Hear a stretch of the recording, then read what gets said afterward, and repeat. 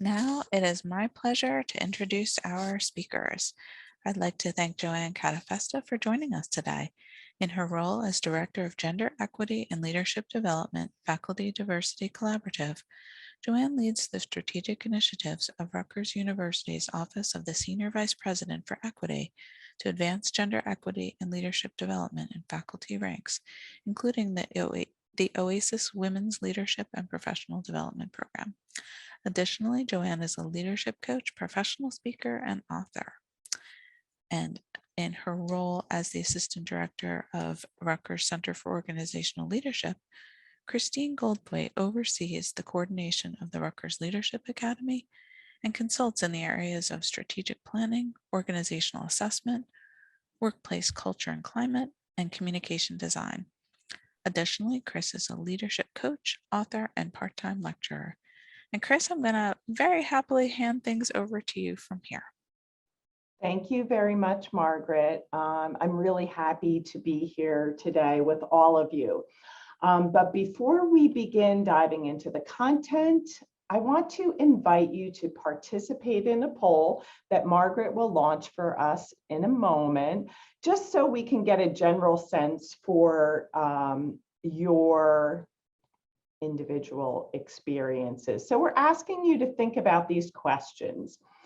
We're asking you to indicate the degree to which you agree or disagree with these statements. So the first is, women experience pushback when they communicate assertively or directly. Women choose and/or are assigned more behind the scenes projects or tasks as opposed to ones with higher visibility. Women need to reestablish their expertise and credibility in interactions with some people. For example, maybe it's patients or colleagues or students. Women's contributions or ideas are sometimes ignored or overlooked, but picked up when a male colleague suggests a similar idea. Women of color experience an intensified backlash when they communicate assertively or directly. And finally, women of color need to provide more evidence of competence than white women to prove themselves to some people.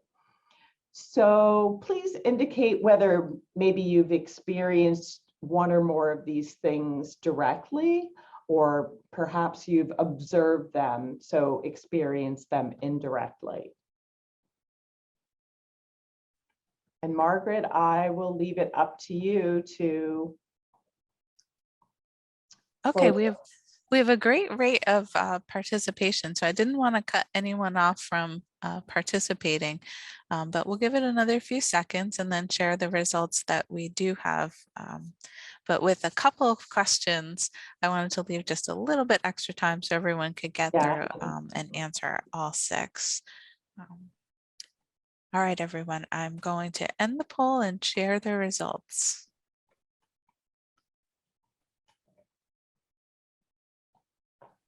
All right, so agree, mostly agree, some strongly agree. This one, there's a little more spread there. Strongly agree on number 5 and strongly agree on number 6. Thank you for sharing your experiences with us. It really helps us get a sense for who's in the room, because we can't see all of you. So let's get started by diving into the content. So from our experience in the work we do, we find that many women in leadership, and even those aspiring to be leaders, sometimes encounter gender challenges or barriers, and in particular in fields that are considered masculine, such as healthcare, education, entrepreneurship, or STEM fields. And this is because work is gendered. And so what do we mean by this when we say work is gendered? Well, that there are gendered norms for communication, and this can result in a double bind for women, and we'll talk more about that in a moment.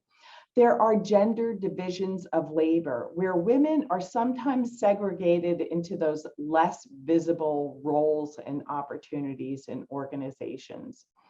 There is gender discounting where women find themselves having to continually reestablish their credibility.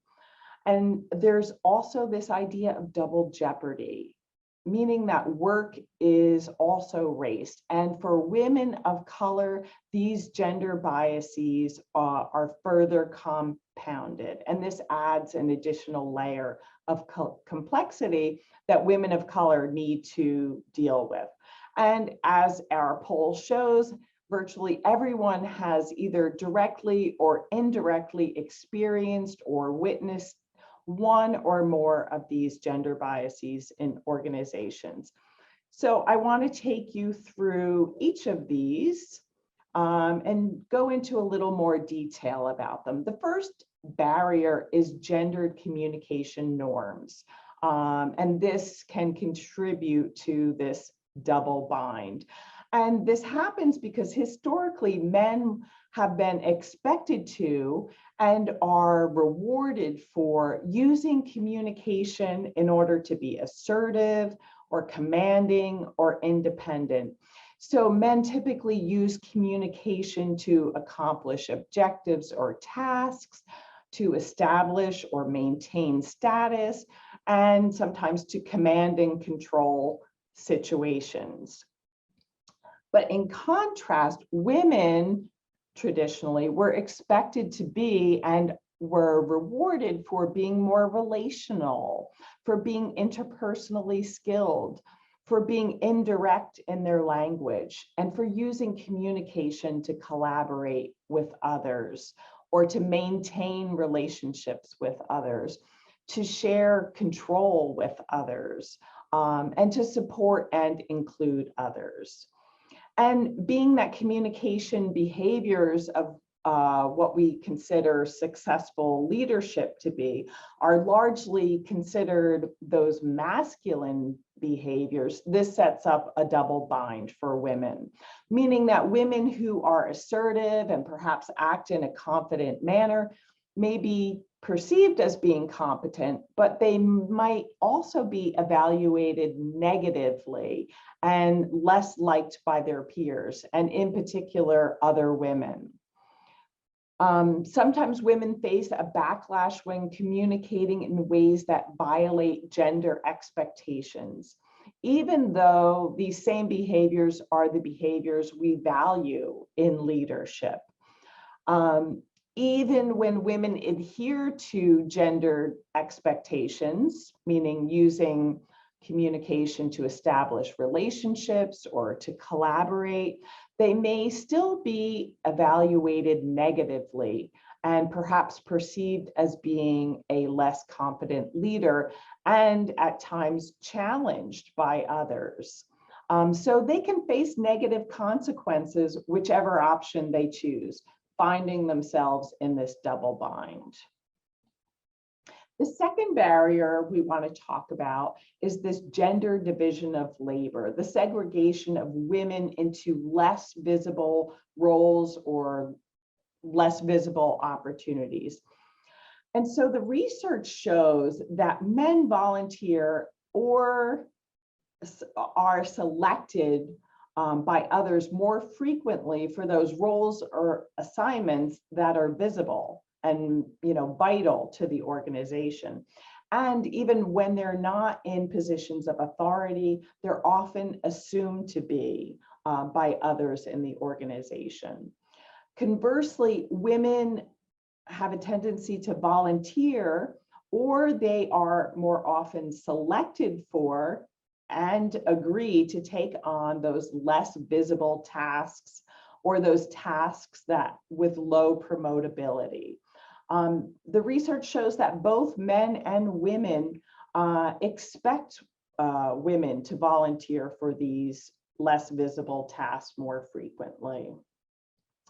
Women are assumed to hold more administrative and less authoritative roles or positions. These less promotable tasks are what the scholar Williams calls office housework.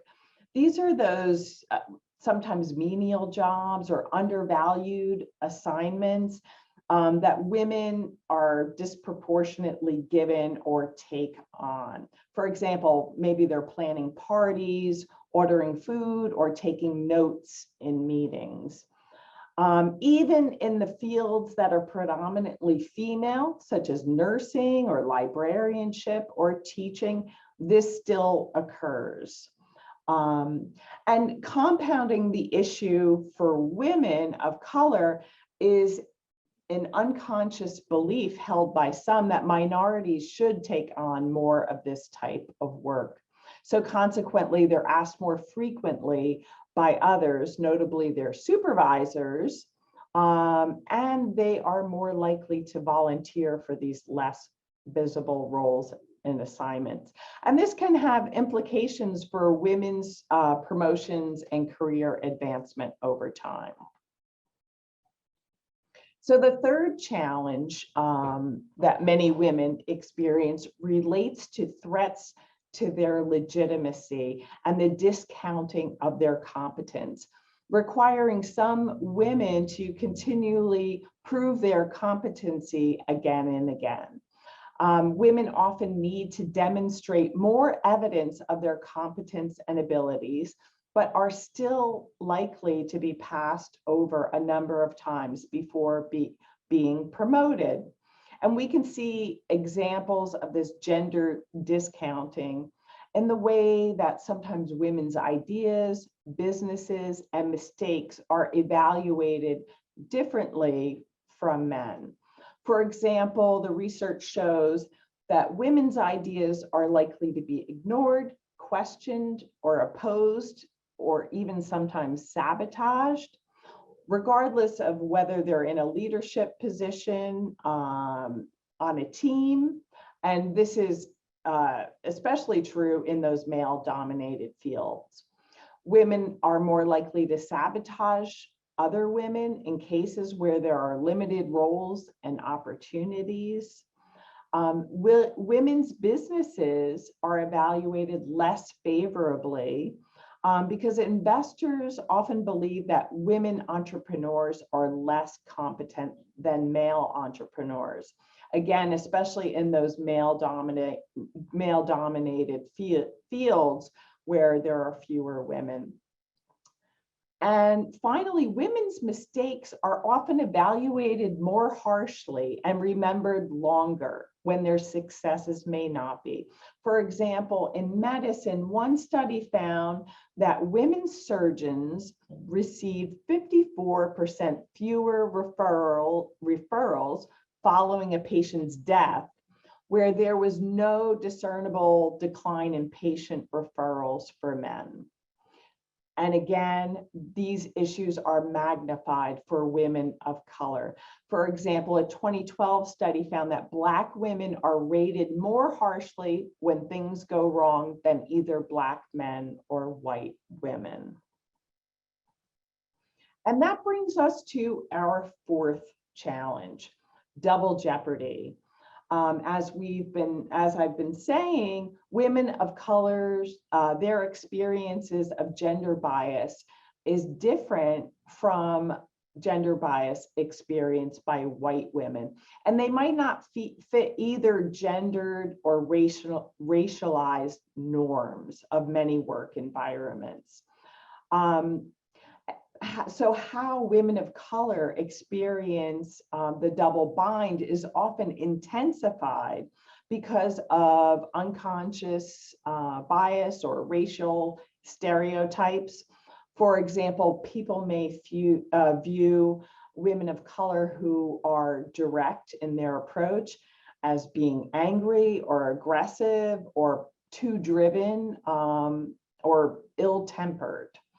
And certainly this has implications for how women of color are evaluated, how they are promoted, and their overall career trajectories.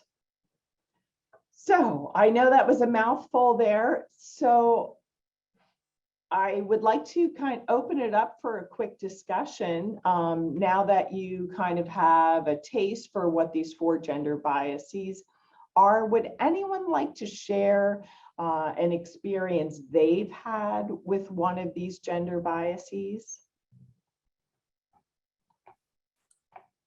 Krista, do you want people to share in chat or do you want them to raise hand They or? can raise their hand, yeah. All right, if anyone raises their hand, I will be able to unmute you or give you the ability to unmute so that you can share a personal story. Great, we have our first hand raised. Let me get to you. Rajita, you should be able to speak now. Thank you. Hi, can you hear me? Hi, Yes. Rajita. Hi. So I actually wanted to share, I was actually on an international scientific committee, and I was the only person in the room who did not have a clinical or science degree. And the majority of the people actually on the panel were older Caucasian males.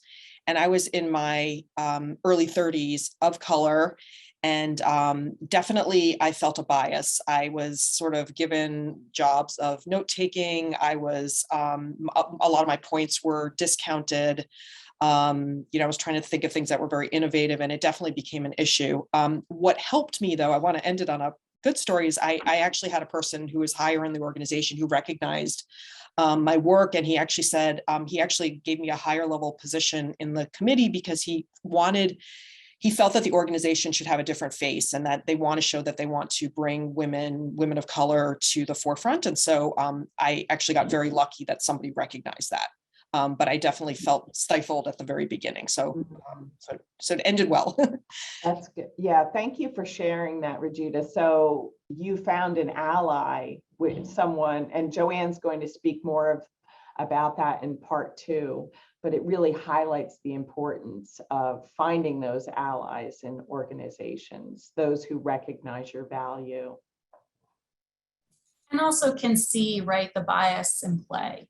So in your case, Rajita, it sounds like this person kind of looked and recognized what was happening and saw that, right, in order for you to be successful, you needed to have a higher level, right, a higher position in this particular group. And so they gave you that so that hopefully that the gender biases would diminish. Would anyone else like to share a story or an observation? I just unmuted Carolina, if you'd like to share your story. Yes, thank you. Can you hear me? Yes. Thank you. Christine, you mentioned that some of the gender bias come from selecting or selecting women for less important roles, right? Yes. So my question here is, who is selecting women? Other women or men? My impression over the years, and again, it all depends on the organization, it depends on the position that you hold, but certainly women, we tend to be very harsh to each other. And I think the ally, for example, that you were mentioning before, this ally was a male ally. Can we find more allies in women due to this gender bias? Are we recognizing enough that we need to help as well reducing this gender bias? That's basically my point of discussion. Thanks, Carolina. Really great points. And I think I'm going to hand it over to Joanne. Did you want to take that or? Oh, sure. Happy to. So Carolina, again, thank you so much for your question. I think that it is an important one. And so what we find in the literature is that both men and women do this for the gender division of labor. And so there aren't any statistical or significant differences between whether men do it or whether women do it in terms of allocating or assigning, right, less visible tasks to women. But what is really important, I think, is that you mentioned how women can be harsher and more critical of other women. And I think that that is an important bias that we, to be honest, we just took the, I guess, the top 4, but that certainly is another bias that we see in the workplace. And a lot of that kind of comes from this sense of there's only one spot available. And so it sets up this situation where women then compete against each other, as opposed to, right, asking the questions and kind of opening the door for more women to have a voice, more women to participate. And so that limited number, right, well, there's only one spot, kind of sets up this really bad condition where women do compete against each other, as opposed to being allies and advocates for one another. And so that's definitely something that we will talk about in part 2, but I'm so happy you brought it up now, because I think that it is a really important bias that we just didn't have time to discuss for today, but certainly one that's important. Excellent. Yeah. And I think just raising awareness of this issue. So our hope is everyone who's on the call today will be, more aware of these biases and will go out and advocate for other women in your organizations. Did you have time to take one more? Absolutely. Yes. Okay. Mona, you have been unmuted. Hello, can you hear me? Yes. Hi from me as well. Well, I have two experiences actually to share. The one is one that I'm sure many of the participants here can relate to. When being in one of my previous jobs in a leadership role, and there was a crisis situation going on, and I had a senior woman, coming back to what Carolina said earlier, coming to me and saying that you have a great idea how to resolve this, but please, this male colleague is not very keen on taking advice from younger female leaders here, and you're much younger, you look the way you look.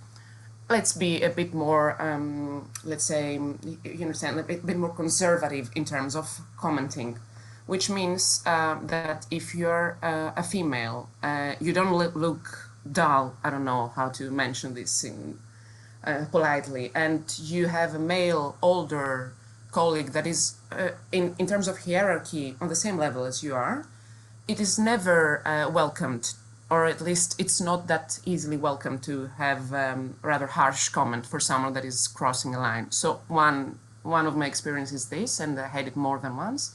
And another one, a funnier one, that I had only a couple of weeks ago. I was on a business trip, and I was getting out of the hotel to go to the airport. And I don't think I was dressed in a specific way, but I had a female cab driver asking me where to. I told her to the airport, and please hurry because I have to catch a flight. And seeing my luggage and my tenure, she asked me whether I was a flight attendant, because that's what she thought a young woman with small luggage would be doing on a business trip. That was her first question. And when I mentioned that what I do, she was rather astounded, which is something that you wouldn't expect from the current situation. She was a very modern woman. She had she talked to me about her daughters that are studying law and business, but she didn't think that I would be doing something relevant to other than being a flight attendant. So that's a funny experience. Thank you for sharing that, Mona. Two great example. I mean, not great examples, but they clearly illustrate the challenges that women experience in the business world. So I think Mona, I'm sorry. Oh, I Mona, I'd like to. Off to you, Joanne. I was going to say, Mona, I'd like to put your first experience. I'd like to bring it back when we talk about potential solutions for what to do when you're when you encounter these biases, because I think that your experience that you shared may be relevant for one of the solutions. As far as the second thing that you have experienced, so what's interesting that we see in terms of differences between white women and women of color is that in most women of color's experiences, they often are mistaken for somebody else. So that could be anything from a flight attendant to a janitor, to a waitress, to a nurse, right? All these different ways in which women of color in particular, right, are often assumed to be someone else. And usually that someone else is somebody who has lower status than the actual woman of color. And so that is, again, right, a great example, well, not great, but a really insightful example of how double jeopardy works. Because what we see in white women's narratives is we don't really see that a lot in terms of white women may be mistaken for, sometimes, but it doesn't happen as frequently. Whereas in women of color narratives, we hear that more often. Right, so that mistaken identity is definitely an issue that is more salient for women of color. And again, just points out how sneaky and prevalent the double jeopardy is.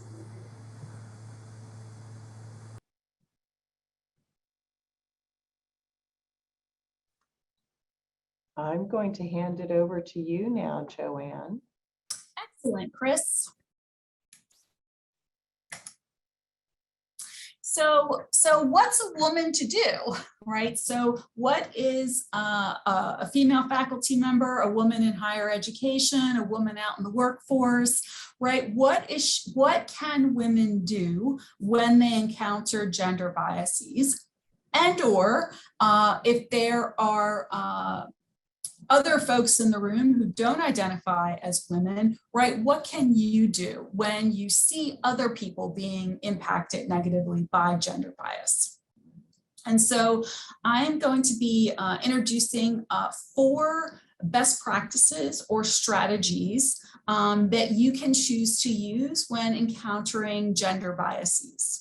And so I will list them off briefly and then go into more depth on, take a deeper dive on each of them in turn. So the first is about changing your approach. And what I mean by that is when you encounter a gender bias, or you encounter multiple biases, to use what we're going to call a hybrid approach. And I'll tell you what that means very quickly. The second best practice is to use influence and to be persuasive. The third, so what Chris had kind of laid out in the first part of our workshop is she talked about how women are assumed to be and expected to be more relational, more collaborative. And so the third strategy really encourages you to use those assumptions about your relational competency to your advantage. And fourth is how to advocate and become an ally to women. And this really speaks to Caroline or Carolina's, comment about why do women compete with one another? And so it really kind of raises the question of how can women really be an advocate and an ally to each other? How can women do that? I was just about to say next slide, but I realized that I'm the one who's moving the slides forward. So bear with me. So for strategy number one, or best practice number one, and so this strategy really revolves around this concept called impression management. And impression management is just simply the process by which people seek to influence the image that others have of them. And they do this by using verbal or nonverbal communication to obtain particular or specific goals. And so this is really about using communication strategically and intentionally so that you can, right, influence how others see you. This is also, right, using this hybrid approach is asking you to use a mix of masculine and feminine strategies, which I'll show you in a minute. So what does this look like? So on the left, in the blue boxes, what we see here is a list of feminine or masculine and feminine strategies, impression management strategies. And so the different colors in this case indicate strategies that males generally use. So the boxes in blue indicate that men generally use masculine impression management strategies, whereas women have a tendency to use the boxes in yellow, the feminine impression management strategies. And we also have some symbols you can look at. And so the stars indicate that these are strategies, specific strategies used very frequently by women or men. And also the squares indicate strategies that women of color use frequently. And so what this chart kind of shows you is that, remember, for women, it's important for you to display positive impressions of competence, likability, authenticity, and integrity through your verbal and nonverbal communication. And so what this hybrid approach, what we're recommending, this hybrid approach, this is what it looks like. It's suggesting that you use, whenever possible, these masculine impression management strategies. And so what we're asking you to do is to promote yourselves, to promote your organization, and also take responsibility for positive outcomes more frequently. It doesn't necessarily mean every time, but what we're recommending is that women increase their use of self-promotion, of promoting the organization, and also acclaiming. So taking credit for positive occurrences that you bring about. Now, if you experience a negative reaction because you are encountering a gender bias, one of the four that Chris talked about earlier, what we're suggesting is that you pair up your masculine impression management strategy with a strategy that is feminine. Use a complementary feminine strategy to counteract the bias. So for example, this is what it could look like. So let's say here you are, this example shows that you are promoting the organization and you're also using a hedger. And the hedger generally comes in the form of a question, a tag question, a question that gets tagged on to the end of the sentence. So our fourth quarter numbers are remarkable, wouldn't you agree? So what we find is if women can combine masculine and feminine strategies when they encounter gender biases, it allows them to accomplish their goal, and it minimizes the strength of the bias, because you're behaving in ways that are more typically associated with being feminine, but it still allows you to accomplish your goal of either self-promotion or promoting the organization or taking credit for a positive outcome. Another feminine strategy you can choose to use is to praise individuals, for example, while you're promoting the organization or self-promoting. So we have here is an example that just says the client was so enthusiastic about the presentation I delivered. Your input was very helpful. So again, you're combining strategies. And then finally, what we find is women of color have a tendency to use self-promotion and flattery and compliments very frequently when they are, just in everyday interaction. And by doing that, that enables them to counter the bias. And they prefer to lift other people up or encourage other people by using flattery and compliments. Research also shows that both white women and women of color use conformity. And so this is just as a way we express opinions or behavior like the other people. And we do this as a self-protective measure. However, what we see here in the example is you are conforming to some degree. Yes, I agree with that point. And I want to hear about blank, blank, blank. And so what you're doing is you are showing conformity. Perhaps you promoted the organization, you're showing conformity, or you've taken responsibility for something that you have brought about. Somebody is questioning that, is challenging that. You agree with that point and you want to talk about blank. And again, this is a way to minimize the negative impact of the bias on you, the interaction, and the perception others have of you. So I know this is a lot to kind of digest. And it may be you may be thinking, well, I don't want to act like a man. And won't this just kind of won't this backfire on me? And so gender biases don't happen every time.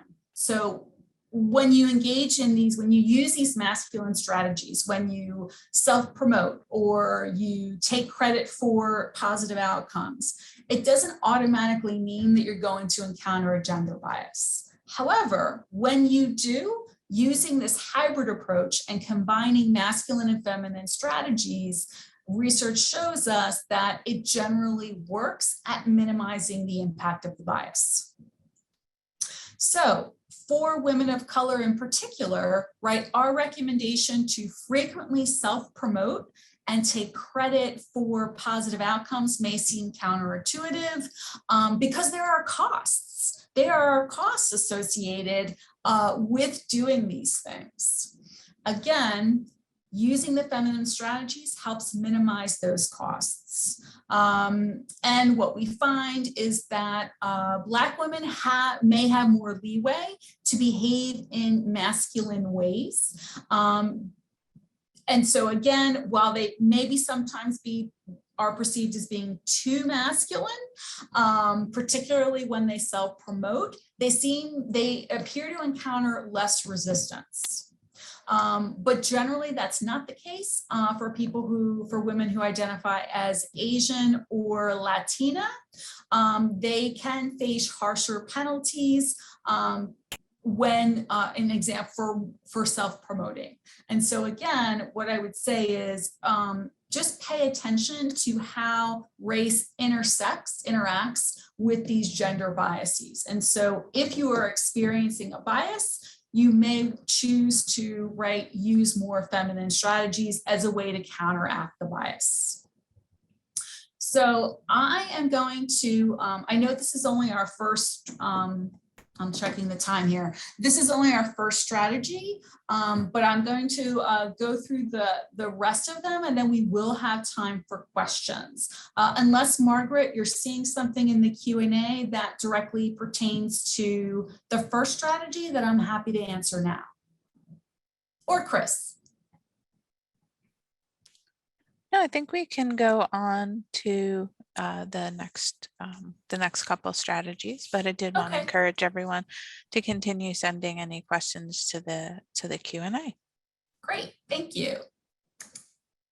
second strategy or best practices that Chris and I are recommending based on literature, based on the research, is to use influence or other persuasion tactics. And so there are 3 ways in which you can do this. The first is to appeal to values, rationale, logical arguments, and credible evidence.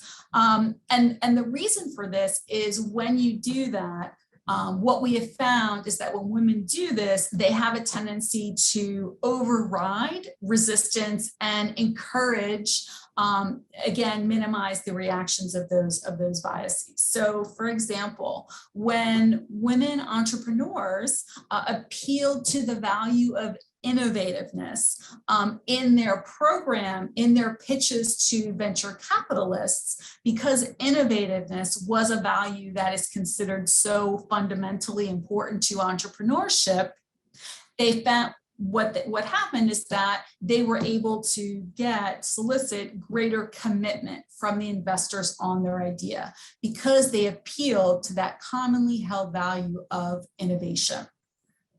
You can also use rational or credible logical arguments and use credible evidence. That's always a powerful way to assert your authority, your legitimacy, your credibility. And you're all comfortable doing this already, right? So as we are trained as scientists, we generally know how to use evidence, to build a case, to build an argument, right? So you're already familiar with doing this. And so again, it's a way to, really kind of use strengths that you already have. What we also see is that seeking advice or suggestions from others can also be an effective way. But I'd like to kind of use this with a caveat. We'd like you to use this with caution. And so consulting with others and collaborating on decisions is effective if your particular unit, department, organization values democratic decision-making. Right. So if collaboration is an important value in your organization, then seeking advice and suggestions from others is going to help mitigate that bias. So so this suggestion here, right? I'd love to serve on the paperclips committee. Paperclips being one of those gender division of labor committees, but I think it'd be a perfect stretch assignment for one of our junior colleagues. Who do you think might be the best person to take on this committee assignment? Again, you're asking for advice while also, right, recommending that somebody else, that this is a great opportunity for someone else who's junior. And then finally, you can use reciprocation. And this is kind of based on this understanding, right, that the rule of reciprocation is all about we should try to repay in kind what another person has provided for us. And so with reciprocation, a suggestion would be to offer your assistance and support that's consistent with your level of expertise. So in the example here, right, I'm happy to review your paper and offer some feedback. And when I complete a rough draft on my paper, I look forward to receiving your feedback as well. Again, please, reciprocate assistance and support that's consistent with your level of expertise. The third strategy, right, this is for overcoming gender biases, is to use these assumed relational competencies to your advantage. So because women are assumed to be better communicators, and in many cases better leaders, emphasize how these skills increase your value to your profession or your discipline. For example, you can highlight your competency in the following contexts, right? Increasing organizational performance. So what we find is that a majority of the behaviors associated with increased organizational performance are relational. So this is people development, managing expectations, role modeling, visioning, inspiring, and collaborative decision making. You can also, focus on highlighting your ability to develop a strong, well-functioning team, right? So what we find is research has found that teams with female leaders, women leaders, are more willing to make the extra effort, more satisfied, and in many cases, more efficient when compared with teams that have a male manager. Understanding the needs of patients, stakeholders, markets. So what we find is that women are assumed to be better listeners, be able to empathize with others. And so again, this is just another way where you can highlight this relational competency. And finally, collaboration. Again, especially with a diverse group of stakeholders, what we find is women are assumed to be better at this. And so when you have opportunities to collaborate with others, you may consider volunteering for them, because again, it's going to speak to those relational competencies. And so you might as well use those relational competencies to your advantage. And finally, the last strategy is all about becoming an ally and an advocate. So as a leader, so this could be you as a current leader or an aspiring leader, how might you disrupt the gender biases that women encounter? And so here are some suggestions for what you can do to be an ally and an advocate for women. So just as one of our participants suggested, right, recognize opportunities for visibility and other forward-facing roles and advocate for these roles for yourself or other women that are in your team. Allow or delegate others to take on the more administrative behind-the-scenes activities or work that does not lead to promotion, right? Delegate this or allow others to volunteer for these tasks. Third is build your network. So be intentional about building your network. And so what we find is that in some fields, some disciplines, that there are a lack of women role models because of this notion of a leaky pipeline. And so what we see is that women drop out along the career path. If we look at higher education, for example, from graduate student all the way up to full professors, we see women leak out of the pipeline. And so therefore, it's really important for you to intentionally build your network by being a mentor to other women, for example, or a mentee. And so by doing this, you increase your social capital and also have better access to various resources that will help you with your career development. Resources like information, financial support, letting people know, other people will let you know about opportunities that come up. All of these are really important for your career development. And last but not least is to become a true ally and advocate for other women. So consider ways in which you can develop your junior colleagues and provide them with more forward-facing roles. And in turn, these women will then be an ally to you and advocate for you. So make room for other women by dismantling this tug of war concept, which is what we were talking about with Carolina, that when there are limited opportunities for women, that's when this competitiveness comes out above other women. So don't sabotage other women to secure your position, and call out others who are doing that.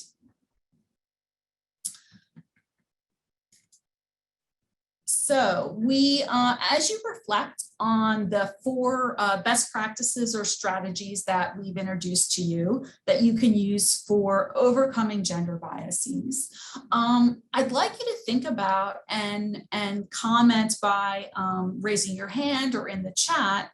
What's one thing that you may consider trying when encountering gender biases?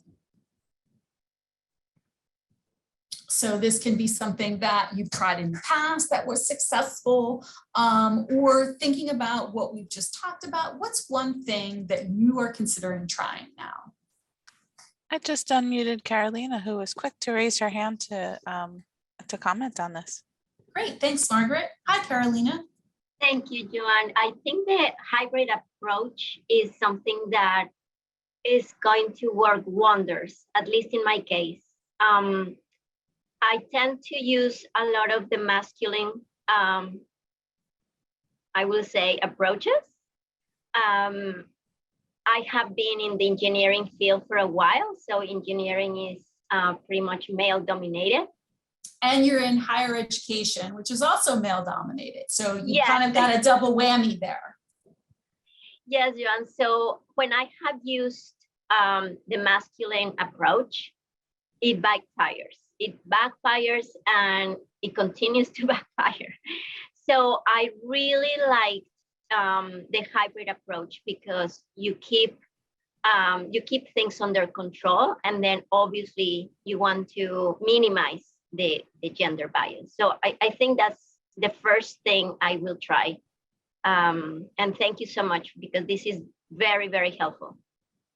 Well, that's great. And again, you can, right? So overcoming gender biases, right, is a lifelong process. And so you can use this time to experiment. So for example, think about, which combinations work best for you under which conditions. And so you can think about, oh, when I self-promote and I compliment someone else, that works really well in my department, right? So I hope that you will experiment and play around to see which of the strategies, which of the combinations feel authentic to you and also are successful. And this may have helped the first woman who gave us her two experiences at the beginning, because perhaps, again, being intentional and strategic when you encounter the bias.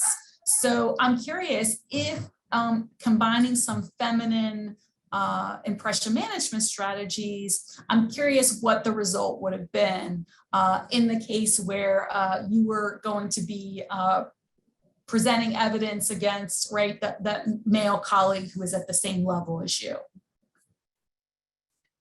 And this is not about fixing women. It's about giving you skills and competencies to help you navigate until you can get into a position, a higher position to change things.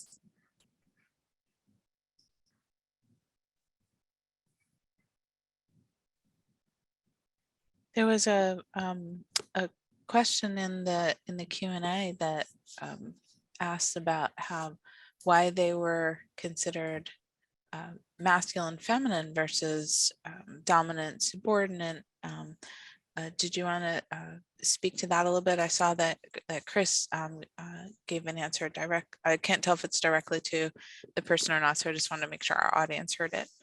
Oh, sure. I am just reading. Oh, okay.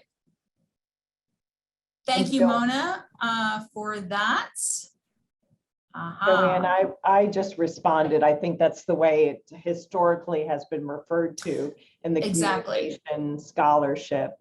But we can also think of it as direct and indirect communication as well.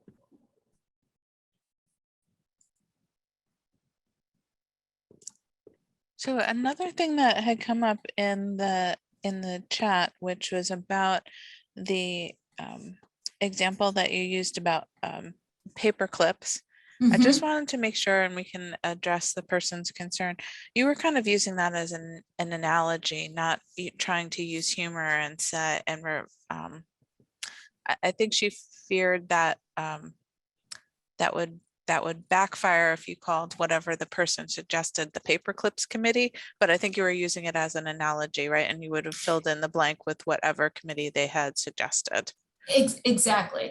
Yes. So I'm sorry if that wasn't clear. Exactly. So the paper clips committee was just a committee that the role that you were assigned may not have been a forward facing or visible role, but it was more behind the scenes, and it would be more appropriate for somebody at a lower level, for example.